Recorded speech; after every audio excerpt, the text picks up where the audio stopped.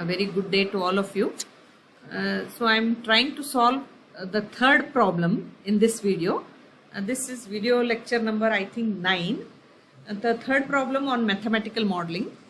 The intention of solving these problems is just to make you acquainted with the application of Newton's law and the drawing of free body diagram for mechanical systems, how they are placed, how will be the external force. So this is the method where we draw the free body diagram and obtain the equations for the mechanical system. But next onwards, we will be comparing the mechanical systems with electrical system. An analogy will be developed. So for that, first we will draw the network diagram of the mechanical system. Mechanical network diagram. Instead of drawing the free body diagram and writing the equations, we will draw the network of the mechanical system and then write the equations. Okay, the equations remain the same. So now observe this system. As you can see, this is a mechanical system as shown in the figure. So here the applied force is F of t. It is here. Okay, it is being applied on mass m1, causing displacement x1. Okay, and between mass m1 and this fixed support, this is a fixed support, between mass m1 and fixed support, a spring with the stiffness k1 is there, and then this below mass m1 is also there is a fixed support, and between that mass m1 and this fixed support, a friction with damping coefficient Fv1 is present. Then we have mass m2. Between m1 and m2 there is this damper or dashpot with damping coefficient Fv3, and there is this spring with spring coefficient k2. Okay, and the displacement in mass m2 is x2, and the frictional damping coefficient or friction between m2 and this bottom fixed support has a damping coefficient of Fv2, and between m2 and this fixed support, the spring with stiffness constant with stiffness k3 is acting. Now let us try to draw the free body diagram. Free body diagram for this mechanical system. So as I have already told, we try to draw the free body diagram from the side of applied force. Okay, so force Ft is acting on m1. So first let us draw the forces acting on mass m1. Forces acting on mass m1. So m1 is the mass and the forces acting on m1 are like this. So this is the applied force and this is F of t. Applied force is F of t. As all of you can see, the applied force on mass m1 is F of t.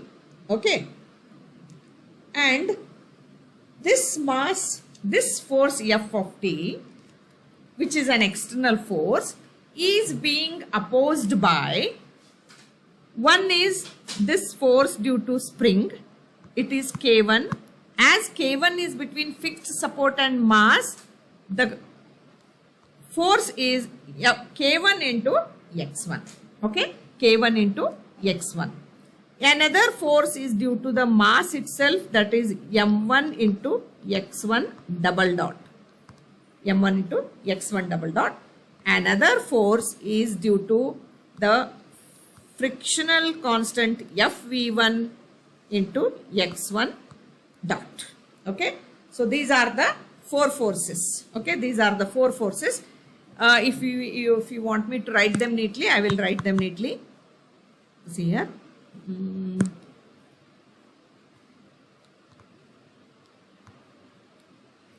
K1 into x1 and this is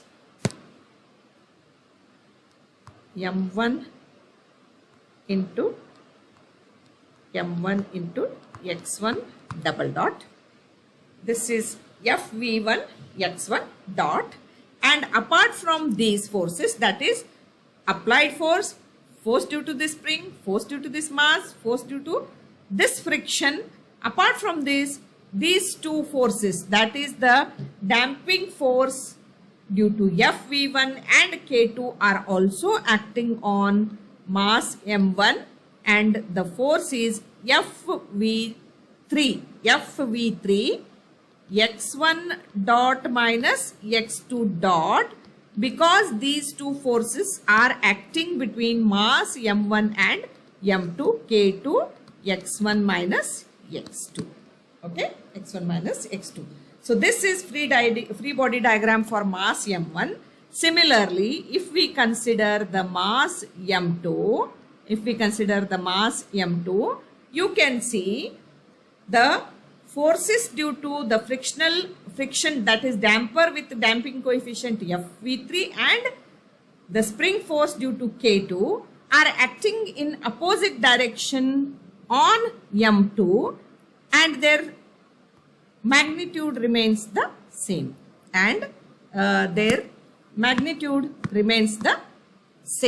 okay. That is, I will show them with the green, this one. So the magnitude is same, okay. Apart from that, I will we will show it with a different color, this one. So these are the two forces, and these applied forces will be opposed by what all forces?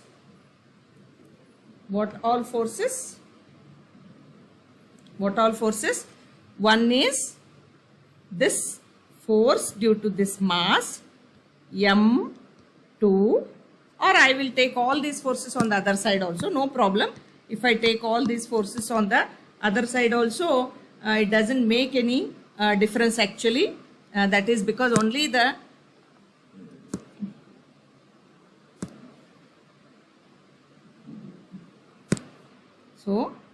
one is the force due to the mass M2 x2 double dot, and one is K3 x2, and other is FV2 x2 dot. Okay, these are the three forces acting in the opposite direction. While we take these as input forces, these will be the opposing forces. So this is the free body diagram for the system shown in the figure. Okay, is it clear? So from this free body diagram, we can write how many equations? Obviously, two displacements and two equations. Let me write the equations. So the equation 1 first will be the input force is F of t. The input force is F of t is equal to M1 x1 double dot plus K1 x1 plus FV1 x1 dot okay, plus FV3 x1 dot minus x2 dot plus K2 x1 minus x2. So let us call this as equation 1. Let us call this as equation 1. Okay.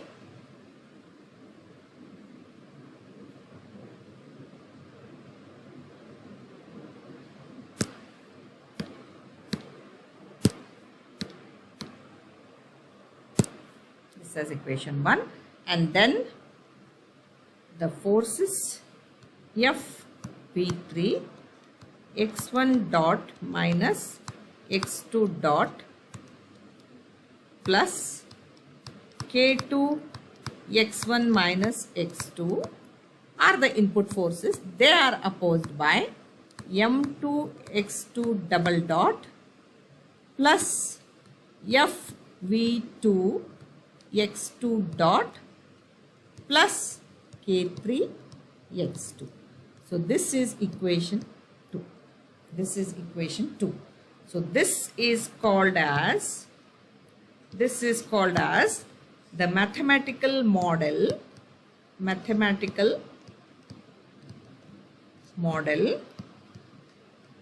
of the mechanical system. That's all. This is the mathematical model. If only mathematical model is asked for this system, the mathematical representation or mathematical model is given by the set of these two equations. We have not simplified the equations, but they are the that is the mathematical model. That's all. Okay, or mathematical model is that's all. Now, if we have to obtain the transfer function model, then we have to take the Laplace transform of these two equations. And what is the input to the system? Input to the system is the force F of t, and output to the system is x2. So the transfer function will be in the form of x2 of s by f of s. So on the left hand side we have to keep the output and input, and on the right hand side we have to bring all the system parameters, and in between the intermediate displacement, that is x1, has to be removed. Okay, it has to be omitted. So we have to do that exercise. For that, first we need to take the Laplace transform of the two equations. So first consider equation 1, the Laplace transform of equation 1. Equation 1. So how you will write it? How you will write it? F of s, the Laplace transform of f of t is f of s, is equal to m1 s square x1 of s plus k1 x1 of s plus f v1 s x1 of s minus f v3 s x1 of s minus f v3 s x2 of s plus k2 x1 of s minus k2 x2 of s. Okay, simplifying this, that is separating the x1 and x2 terms. Let me separate.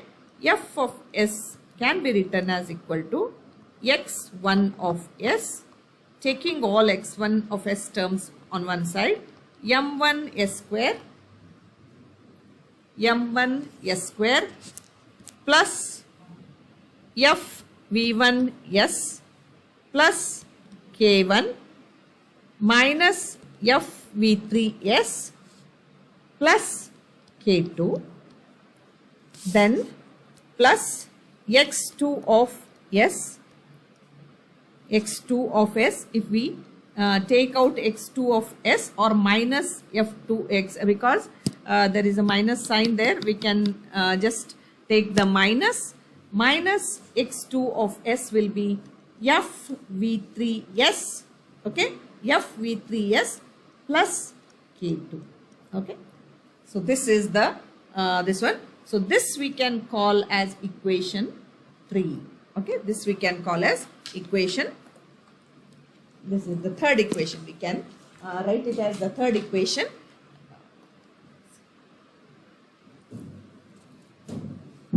Now continuing. Similarly, let us take the Laplace transform of equation 2. Okay, that is Laplace transform of equation 2.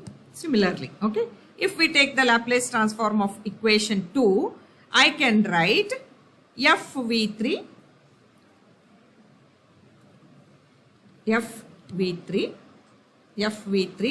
s x1 of s, f v3 x x1 of s minus x2 of s minus f v3 s x2 of s plus k2 x1 of s plus k2 x1 of s minus k2 x2 of s equal to m2 s square m2 x s square x2 of s plus f v2 s x2 of s plus k3 into x2 of s plus K3 into x2 of s. Okay. Again simplifying this. Again we need to simplify this equation, that is separating the x1 and x2 of s terms. Let us separate the x1 and x2 of s terms.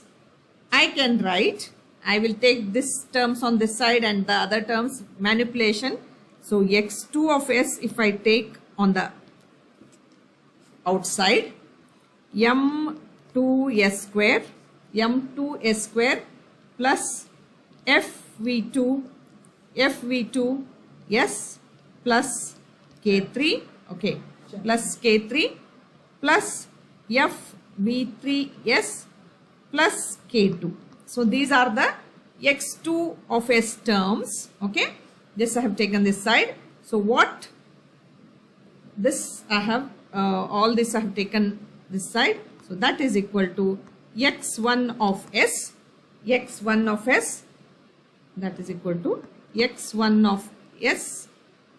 of s into bracket fv3s plus k2 okay, plus k2.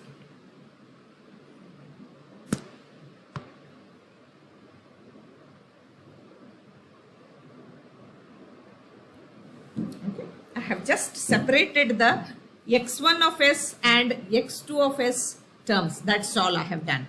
Okay, in our problem, so let us call this as equation 4. Let me call this as equation, not this as equation, let us not call this equation as 4.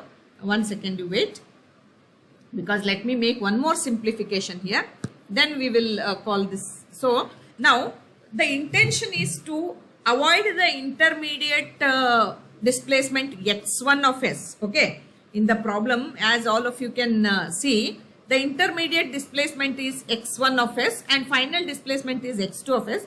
So let me take out x1 of s. For that, let me substitute x1 of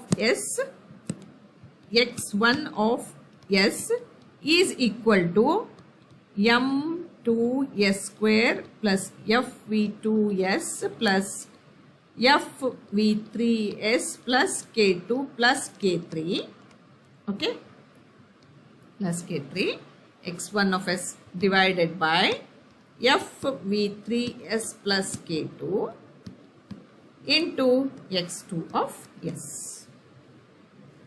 Okay, so this I will call as equation 4. This I will call as equation 4. Okay, so now the next step is substituting.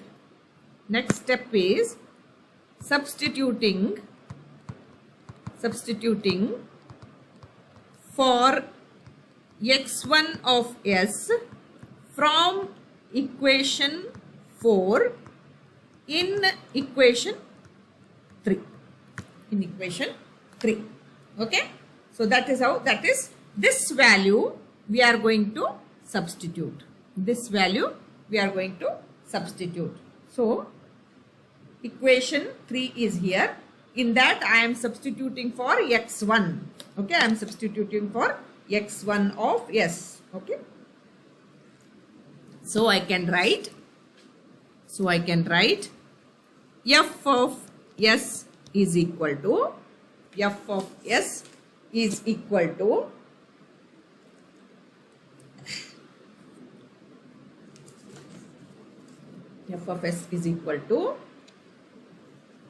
x2 of s into bracket m2s square plus fv1 plus fv3 s plus k2 plus k3 into bracket m1s square plus fv1 plus fv3 s plus k1 k2 plus k1 plus K2, K1 plus K2 divided by F V3S plus K2. So this whole minus F V3S plus K2. Okay.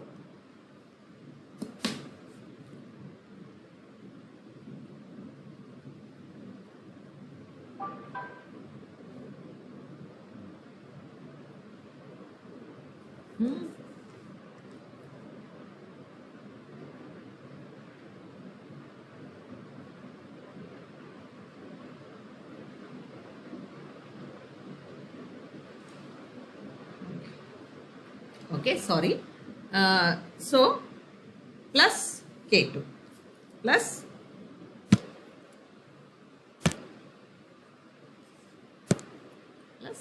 K2. Okay, minus into bracket. Okay, so this is how. Now what is remaining next is only simplification of all this. Only see now we have f of s, which is the input, f of s, which is the input, x of s, which is the output, x2 of s, which is the output. All others are system parameters. So now let me simplify. F of s is equal to x2 of s. F of s is equal to x2 of s into flower bracket m2 s square plus fv1 plus fv3 s plus k2 plus k3. This is one term. Okay, this is one term into bracket m1 s square plus fv1 plus fv3 into s plus k1 plus k2 plus k1 plus k2. This is another term. Okay, so this is another term minus fv3 s plus k2 whole square. I am taking this one, then divided by fv3 s plus k2. Okay, so this is our this in the total flower bracket. This is in the total flower bracket. So now if I have to